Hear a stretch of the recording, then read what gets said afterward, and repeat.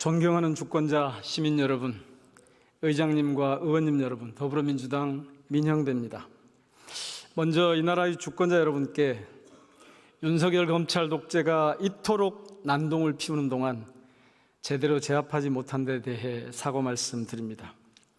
대한민국이 지금 너무 위태롭습니다. 백척간도에 겨우 발가락 끝 하나로 버티고 있는 형국입니다. 동네 가게들이 한 집 걸로 문을 닫습니다. 영세 소상공인은 매출 감소, 인건비와 이자 상승 등 삼중고의 허덕입니다. IMF, 코로나19 때보다 더 큰 재앙 같다고 호소합니다.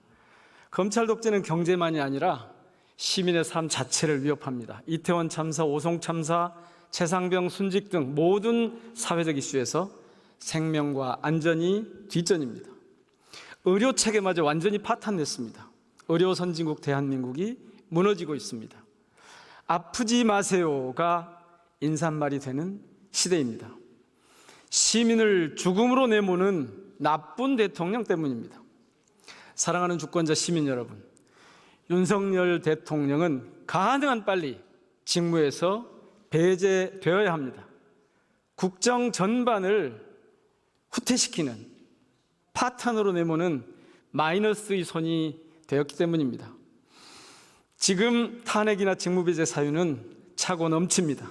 헌법 유린과 대통령 부인의 국정농단, 무책임한 전쟁 책동 발언, 코스피 폭락 등 제가 뽑은 이유만 해도 22가지나 됩니다. 마음만 먹으면 100가지도 더 추려낼 수 있습니다.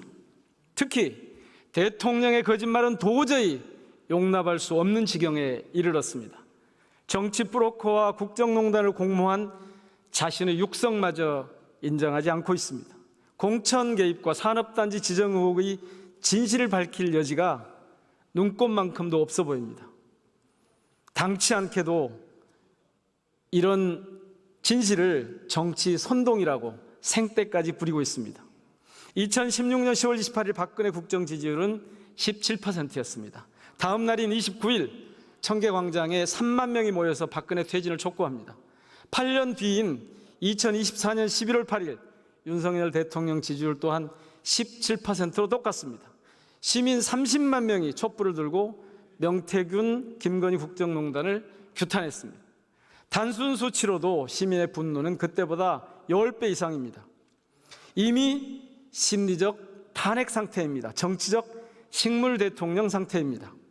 친애하는 국민의힘 의원 여러분, 여러분의 애국심에 호소드립니다. 국민의힘 당헌은 모두의 내일을 함께 만들어간다로 시작합니다. 나라의 미래, 국민의 앞날까지 포기할 생각이 아니라면 더는 주저하고 머뭇거리지 말아주십시오. 어제 윤석열 탄핵 국회의원 연대가 결성됐습니다. 지난주에는 대통령 파면 국민투표 개헌연대도 출범했습니다.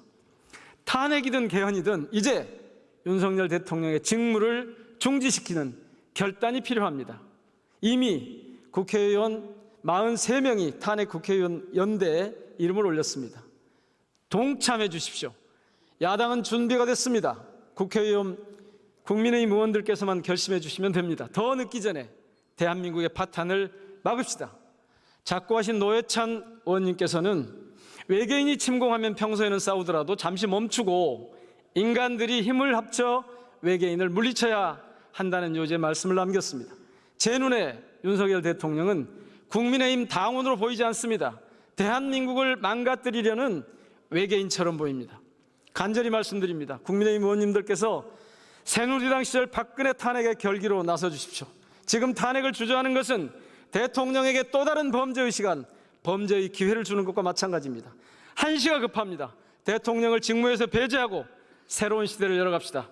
대통령 직무 배제와 함께 그 이유를 논의할 여야 협의체 구성을 국민의힘 의원님들께 제안드립니다.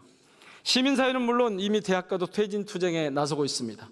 교수들의 시국선언이 잇따르고 있습니다. 반헌법, 반국민, 반민주적인 야만의 시대를 이쯤에서 끝냅시다. 대한민국 역대 최악의 대통령을 그냥 두고 보시겠습니까? 우리 모두 새로운 시대의 주체로 나서야 합니다. 이번 주말에도 활활 타오를 시민의 목소리로 마무리하겠습니다. 윤석열은 퇴진하라, 김건희를 특검하라, 국민의 명령이다.